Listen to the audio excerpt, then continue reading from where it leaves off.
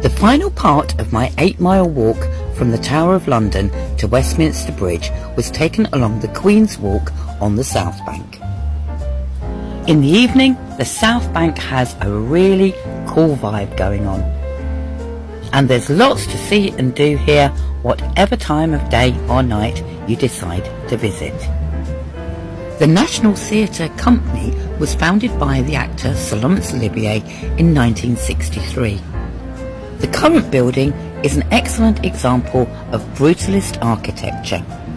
King Charles III described the building in 1988 as a clever way of building a nuclear power station in the middle of London without anyone objecting. The sculpture of the two women outside by British artist Frank Dobson is called London Pride. The other statue outside the National Theatre is of Sir Laurence Olivier in his most famous role as Hamlet. The National Theatre also has a great bookshop which is well worth having a look at if you're visiting.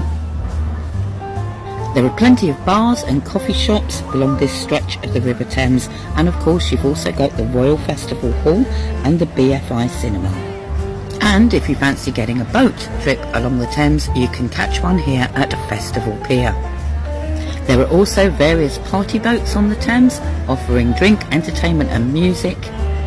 And if you're into quieter pursuits, there's also the Southbank Book Market, which is held on dry days. The Southbank Centre is Europe's largest centre for arts and performance and attracts millions and millions of visitors per year. The Southbank Centre's roots can be traced back to the Festival of Britain, which was held in 1951.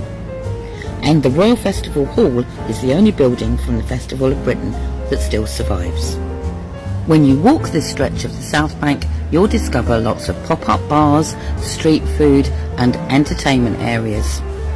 You may also find buskers and street performers here.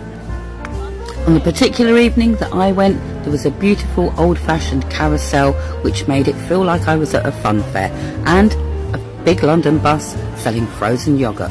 What more could you want? There are plenty of benches and stops along the way where you can have a rest.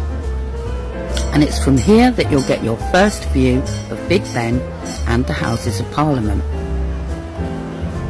I reached this spot just before 10 o'clock of an evening, and therefore I was lucky enough to hear Big Ben chime, and what a delight it was to just stand and listen to that massive big clock. And this is definitely a must-see and must-do thing if you're in London. If you carry on walking from here, you will see the London Eye. This is Europe's tallest cantilevered observation wheel, and it is the most popular paid tourist attraction in the UK, with over 3 million visitors annually. Over 30 million people have ridden the London Eye since it opened. In March 2020, the London Eye celebrated its 20th birthday by turning several of its pods into experiences themed around London. The experiences included a pub in a capsule, a West End theatre pod and a garden party with flower arrangements to represent the 8 London royal parks. Sir Richard Rogers said in his book, "The Eye has done for London what the Eiffel Tower did for Paris, which is to give it a symbol and to let people climb above the city and look back down on it. Not just the specialists or rich people, but everybody. That's the beauty of it. It is public and accessible, and it is in a great position at the heart of London." The Houses of Parliament are also known as the Palace of Westminster, and they have 3 main towers, which you can see here. The largest and tallest tower on the left is called the Victoria Tower, and on its completion in 1858 it was the tallest secular building in the world. At the north end is the Elizabeth Tower, more commonly known as Big Ben. It was called the Clock Tower until 2012, when it was renamed to celebrate the Diamond Jubilee of Queen Elizabeth II. It is the Great Bell in the tower which is named Big Ben. The old County Hall buildings are all lit up in red here.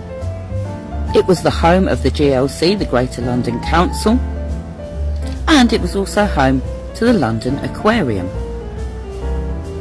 The construction of this building started in 1911 and was opened by King George V in 1922.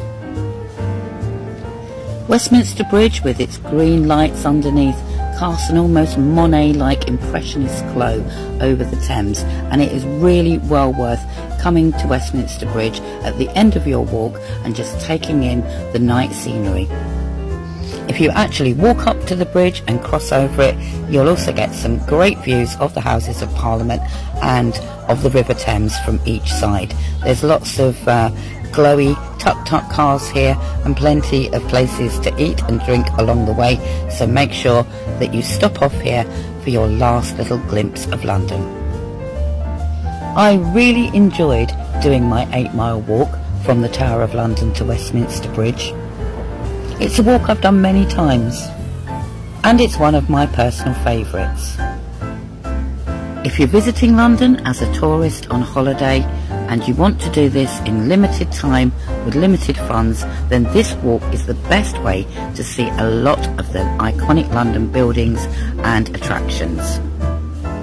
I allowed at least 3 hours for my walk with plenty of stop-offs along the way. If you've enjoyed this video, then make sure to check out all the other videos from this walk on my TikTok page, and you can also follow me on Instagram on the link. Thank you for watching, and I hope you've enjoyed my walking around London videos.